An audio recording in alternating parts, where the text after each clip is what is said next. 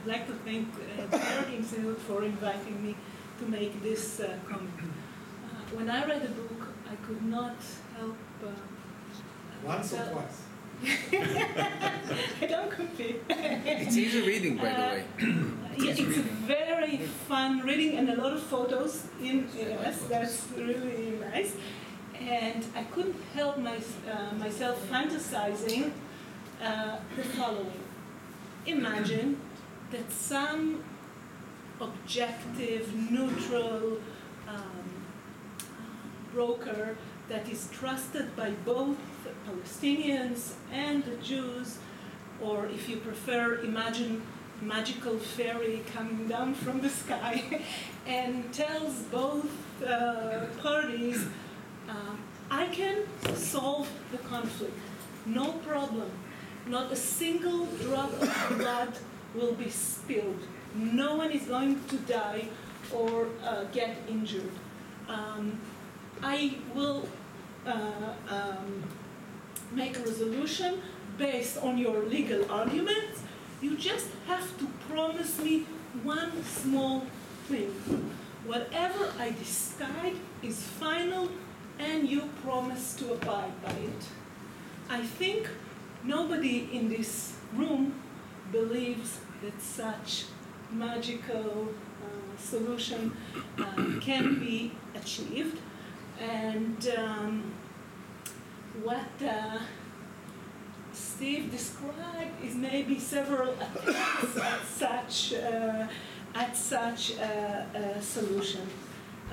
Steve's law and the Arab-Israeli conflict sheds light on early and fundamental legal battles between Jews and Arabs in this country. The book will make a fascinating reading for both Palestinian and Jewish readers. It provides essential background for anyone who wishes to understand current tensions and sensitivities around events like we've just seen in the previous week or two, a procession with flags through the Muslim quarter in Jerusalem, or religious practices in the vicinity of Al-Aqsa, Har-Bayit. Even the terms, the language is in itself charged with religious, national, and political meanings. The book, as Yoram described, starts with an excellent review of the legal documents pertaining to the pre-mandate era. The people who are sitting in this room are very familiar, I believe, with the legal documents that constituted the basis for the British rule of mandate. That is the League of Nations mandate and the Ordering Council for Palestine. In Israel, even Israeli high school graduates are very familiar with the 1917 Balfour Declaration. However, the McMahon, I understand it should be pronounced, the McMahon correspondence, which forms the basis for the Palestinian legal claims for an independent state, is much less known here. Shortly after World War I broke out, the British approached Sharif Hussein of Mecca, and later king of Hijaz and the father of two future kings, Abdallah I of Jordan and Faisal of Iraq. The British wanted to secure Arab support in case Turkey allied with Germany. The return was to be an independent, sovereign Arab state. The problem is that the word Palestine was not specifically mentioned in the correspondence between Sharif Hussein and Sir Henry McMahon, the British High Commissioner in Cairo. And the borders were discussed in a somewhat vague and evasive manner. Steve ZIPPERSTEIN's review of the 1915 correspondence is detailed and fascinating. He analyzes key paragraphs and explains how the vague and ambiguous terms in the correspondence gave rise to two rival interpretations, whether Palestine was to be excluded or included in the British promise of independence. The Palestinians, of course, side with the latter interpretation, which in turn supports their claims against the legal validity of the Balfour Declaration 2 years after the correspondence and all the ensuing legal developments and consequences the British mandate included. This is a must-read for anyone interested in understanding the Arab legal claims made in the years following the 1915 correspondence. The book also contains an excellent analysis of the history of what we call status quo regarding religious sites sacred to both Jews and Muslims, the Wailing Wall or Kotel HaMa'aravi, remnant of the Jewish temple, and the place where Muhammad ascended to heaven and where Burak, the heavenly beast that carried him, awaited him. I mean Prophet Muhammad, No, I think you could travel by car or train. By train, yes. Which is heavenly, of course, the Israeli train. The Muslims took possession of the Haram, including the wall, in the 7th century. The Jews had a centuries-long practice of praying next to the Western Wall. The Muslims feared that granting Jews rights beyond mere permission to visit and pray would create claims of ownership. In 1911, the Ottoman, it was still the days of the Ottoman Empire, the Ottoman authorities decreed that Jews would not bring objects such as, and I quote, chairs, screens, and similar articles to the wall, and could not make changes that might indicate ownership. And here, excuse me, I must interject with one footnote. Those opposing segregation of men and women at the wall today sometimes like to show century-old photos of men and women praying together near the wall. Those who read the book will soon realize that this does not reflect attitudes about gender equality, not at all.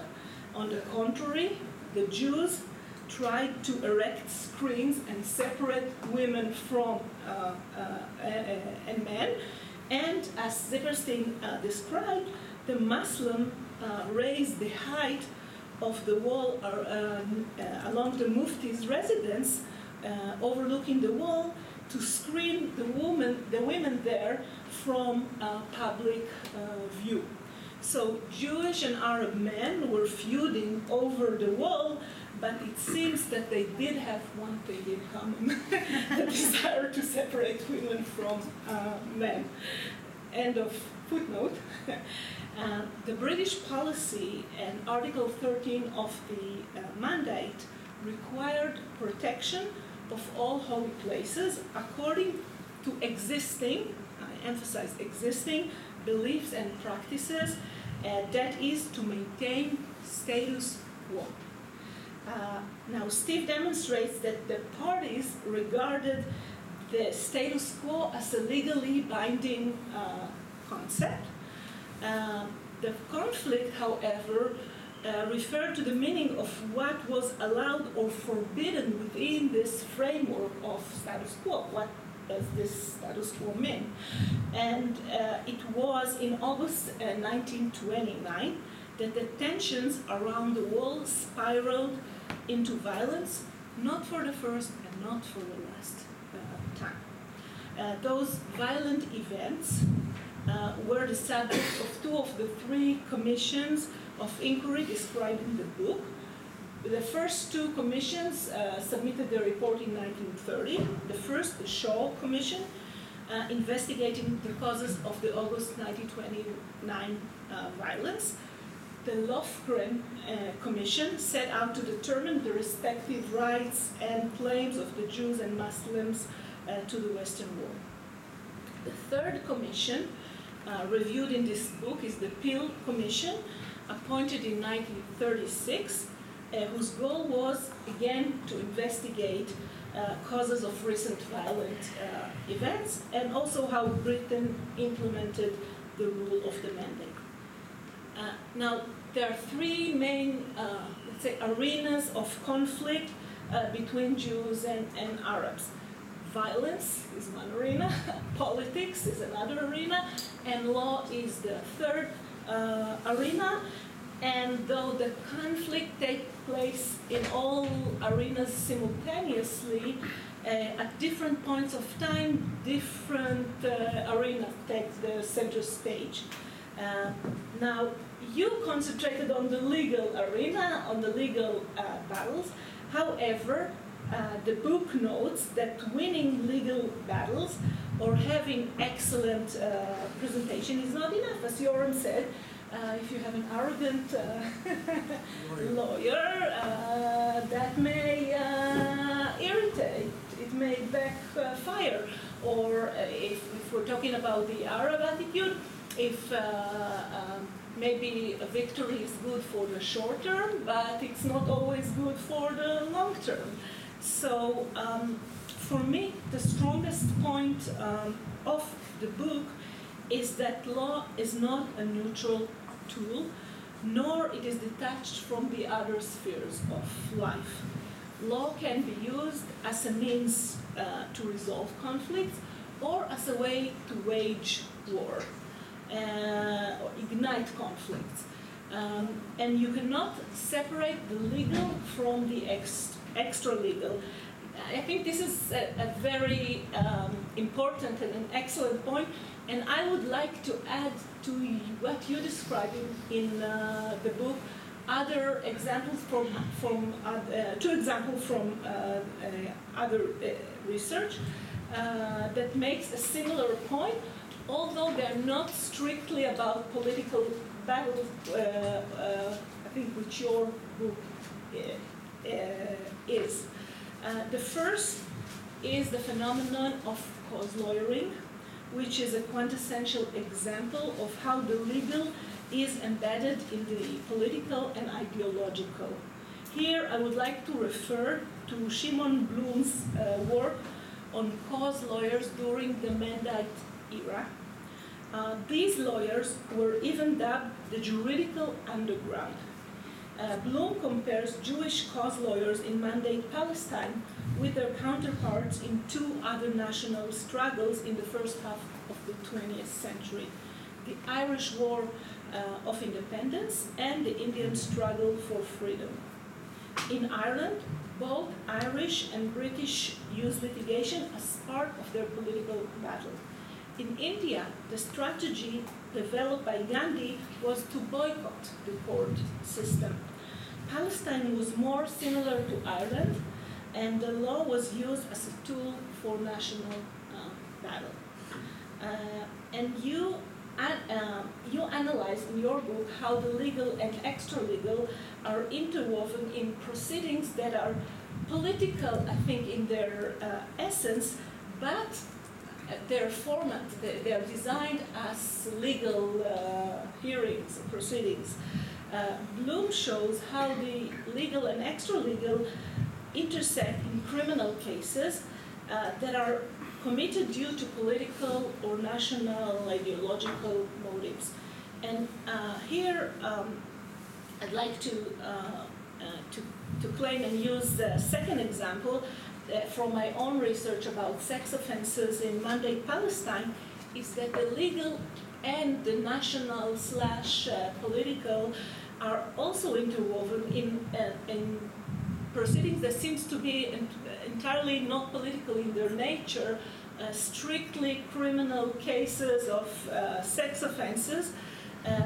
In those proceedings, Jews, Arabs, and British, they all use the proceedings that are very, I don't know, mundane, to construct their image, the image of the other, to mark hierarchies and boundaries.